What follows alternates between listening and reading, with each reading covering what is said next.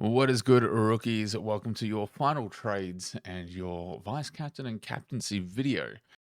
Trades are looking tricky this week because we're pretty much going to be like one behind a full team of primos if we don't think about this properly. Because we've got 7 trades left.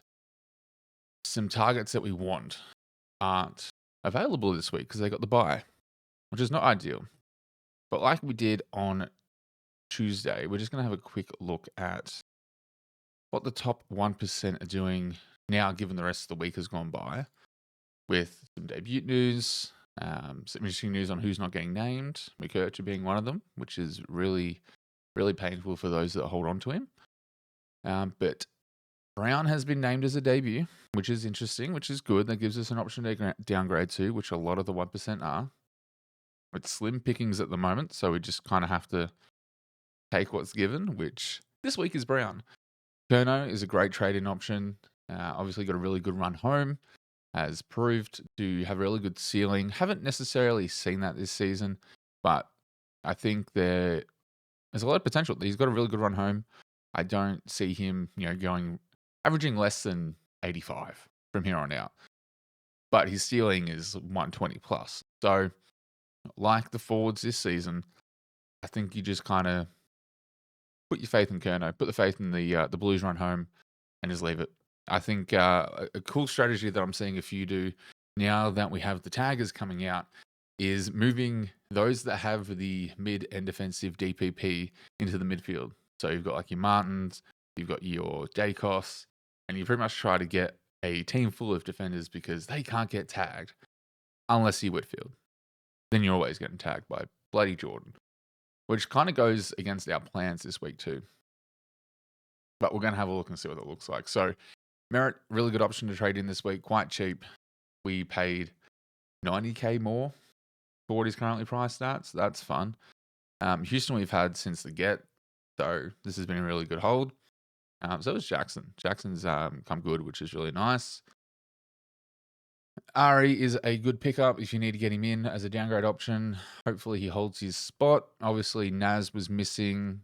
So we're hoping to see Naz come back in, Sinclair hold, stay in that half back because he's also a decent option of 580-ish. We're hoping to see Bonner go, keep Ari in, but we'll see what happens. You've got some defensive mid DPP swing with Dard. Zorko's obviously a good, he's like a must in the forward line. 141 last week. Magnificent. Downing, good option. Again, fairly confident he'll have a few games to end the season, so he's a good cover if needed. LDU under an injury cloud, but has been named and apparently all good to go. Wouldn't be surprising if for a late out. See, some people are jumping on Rosie. He's still got some cash to drop, so if you can hold off one game on Rosie, I would. If you really want to maximize cash and trades, I would try to hold off. But if you're obviously struggling to get the green ticks on field, get him in. Great pickup. Really, really good pickup. I see a lot of people actually bringing in Whitfield too, despite the Jordan tag. I could be one of them because GWS have come out saying that they've got a plan for the tag. There's really no one else that the tag could go to unless Jordan tries to go for green. I don't see that happening though. But if they've got a plan, maybe we won't have such a trash game for Whitfield. Now, I've got a bit of a plan as to what I need to do at this point moving forward to change up my team, play it a bit differently, and see what happens. We're probably not going to be finishing in the top 10,000. I'm okay with that.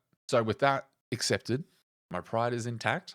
We're going to look at having some fun and playing with some different methods of what we want to do with our team. Now, my method moving forward is looking to bring in designated kickers. Safe, high ceilings. See what happens. Designated kickers can look like Ridley, can look like Whitfield, can look like Houston, Sicily, Dale, even Stephen May. Sard, maybe. You've also got Short from Richmond. Now, a few of the ones that I would really like to bring in, I can't get in. Main one being Sicily. I actually like Sicily. He's turning it around. I think he's going to have a strong run home. Just a shame we can't really get him in. But if you're looking for trade-ins to finish your team, if you don't have a Kerner, you don't have a Merritt, you don't have a Houston, you don't have Zorko, LDU could be good. If you're looking for a 23rd primo, Rosie's got it covered. If you're looking to get like a D7, Whitfield's at 500 and he's about to go up. Really, despite what he scores, he's going to start going up. Ridley's a good bit of a pod potentially. He's got overall percentage, he's got 12% of the top one. So interesting. Dale, also good. That's sitting around the top 34% though, so a bit less of a pod. Elliot Yo is actually an option for kind of like a D7, M9 swing that I've seen a few people look at. Same with Salem. Salem has the potential to pop off with Petrarca obviously out for the rest of the season. We're holding Clayton, hoping he turns it around. Dunkley, great option. He's not really a tag target, so I think with all the taggers going around, they're obviously going to go to Neil, which might free Dunkley up to pull in some higher consistent scores overall. So I think that's a great. I don't think you have any issues. Again, that break even's still quite high. He's got the, I don't think he quit it. So he's still got around. He can drop even more. So I'm keeping an eye on Dunkley. Mackay, not a bad option. We've got Simpkin as well. Let's pay attention to Simpkin because we are needing to be budget friendly moving forward because we've got limited trades, limited cash. But yeah, if you're looking for a downgrade option, I would be looking at Brown or Dowling or Ari.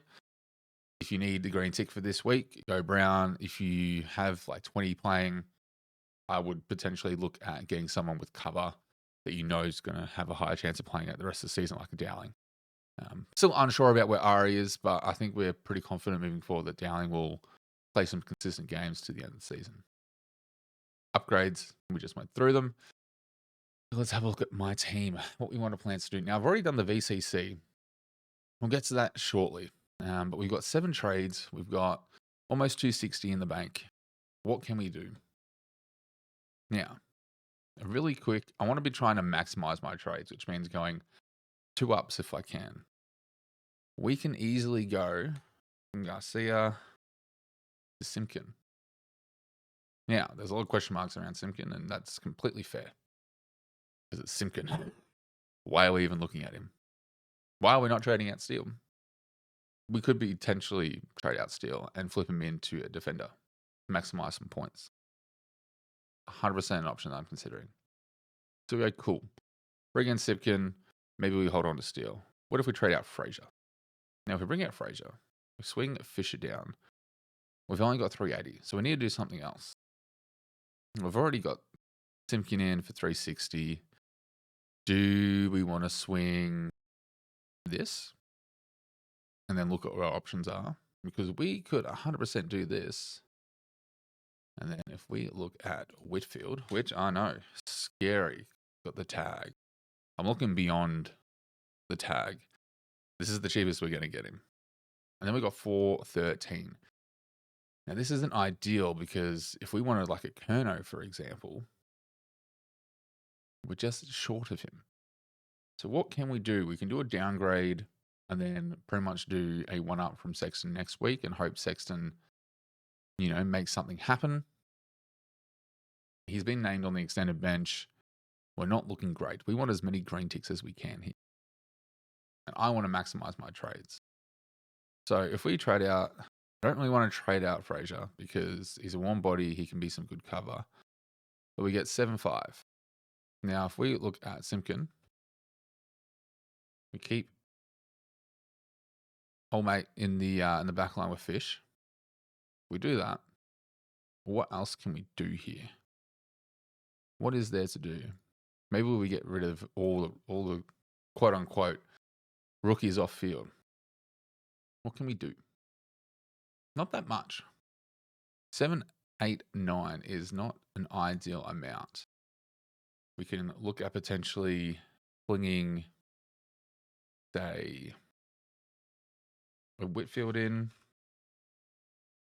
And then we got 284. Do we just bank the cash for some trades next week? But like, what are we looking at? Because we've only got like a Clark.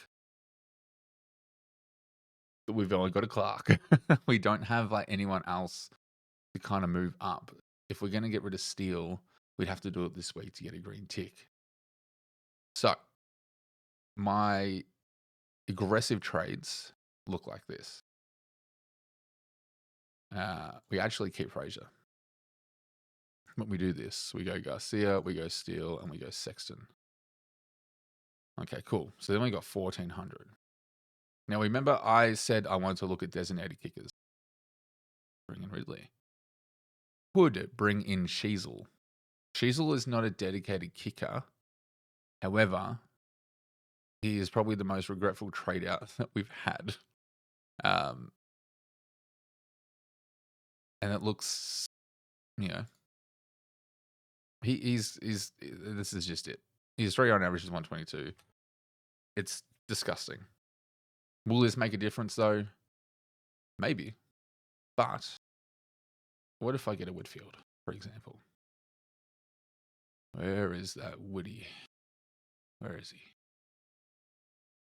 345. We just miss out on Simpkin as well. So then we hold off. Okay, so let's just say that we do these again.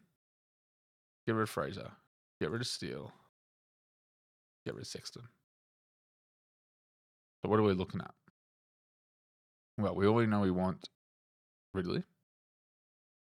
So we're going to bring in Ridley. We're going to go total points again. We're going to find the Wit Star. Then we got 402. Then we can't get literally anyone else but a simp. So we're pretty much maximizing our trades here. Now, if we optimize this, sitting at 213. Now, this has got a horrible. I don't think Jackson is going to do that. I think we stick with this. This brings us Fisher, Martin, Whitfield. This is like a really weird optimization, actually. I don't like this. We're going to undo this and redo this, but that's probably what we're looking like. Get rid of Fraser. You know I want him. Get rid of Steele. Get rid of Sexton. We're bringing the warm bodies. We're bringing more consistent points. Now, could totally go for like best on field and bring in like Sheasel and Ridley. And then like what can we even get for 321? Not much. Not much at all. So it's like, cool, maybe we just, not get. We do that. Look at that. Maybe we do that. Again, I'm not entirely sure on what we do here. Because we can swing Zorko up, swing him down. And then, yeah. Go bang, bang. Complete those trades. Complete our defense. Bring plans on. Fraser. Swing Jackson up. And then that's basically it. We got 2 donuts down here. Well, we'll go 1 donut down here. Leave that. So then we've got 1 donut here. And then we've got 1 donut. So we've got 1, 2, 3 donuts with a trade to give. Trade to give. So we save a trade. We put 49 in the bank. Let's just look at our VCC options. Not looking too bad. We get Sheasel and Ridley in. Looking pretty good and done. Not entirely sure how I feel about Martin, but it is what it is. Then when we make further trades, like what are we doing? We've got Jackson down here. Then we can we need to get on Simpkin. So there's a few options here. I'm not entirely sure what we're looking at. I'm still undecided. But I'm basically, excuse me, thinking about bringing in because we've pretty much got Simpkin in the bank here. So I want to bring him in because his break even's real low.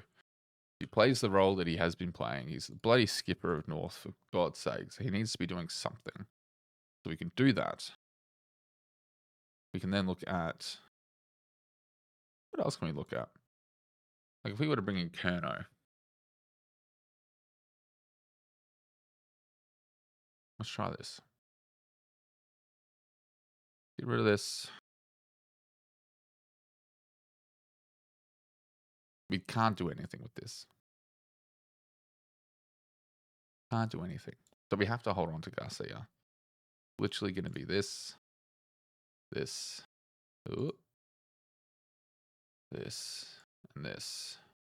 We'll leave Fisher in the back line. Bring in Curno. Bring in Simp. And look at that. We've got enough for Ridley. And we got some to take over. That's not looking all too bad doing that there. Do that. We swing Jackson on field. We move Hutchinson on. Oh, we'll do this, for example. And then we'll just chuck the emergency on Hutchinson. And then we just throw this on. And we're looking all right. But we're probably looking at something like this. I'm very reluctant to bring in a forward when I know that designated kickers / defenders are more likely going to be the highest scorers. I'm very curious on what people's strategies are moving forward, because I am very reluctant to bring in any stronger mids at the moment, because tags are just going nuts. They're destroying Supercoach for the midfield, at least. So very curious to see what everyone else is doing. I ideally don't want to be trading out or sidewaysing anymore, and I will be avoiding it if possible, even at the cost of some points. However, I see a lot of people struggling to field 19-20. So as an opportunity to capitalize on some points now to gain some ranks, but then it potentially leaves us in a bit of a pickle moving forward. Or we just try and maximize our trade cadence moving forward. We'll see what happens. Very uncertain, but I am potentially looking at Ridley and Simpkin as like my main trade-ins for this week, potentially Whitfield. So with that all said, let me know what your trades are for this week. Let me know who you're doing for your VC and C options. Bit of a tricky week, this one. I think Houston against Brisbane can do well. You never know. Call it a gut feeling. I like an early VC, and then I think we can trust Merritt to do well against West Coast, even though I think I've seen they've hinted at a tag. So we'll see what happens. We'll see how badly the VC goes. But I will see you guys on Sunday for our round 15, the last of the buys, our review, and we'll see how quickly our season can crumble.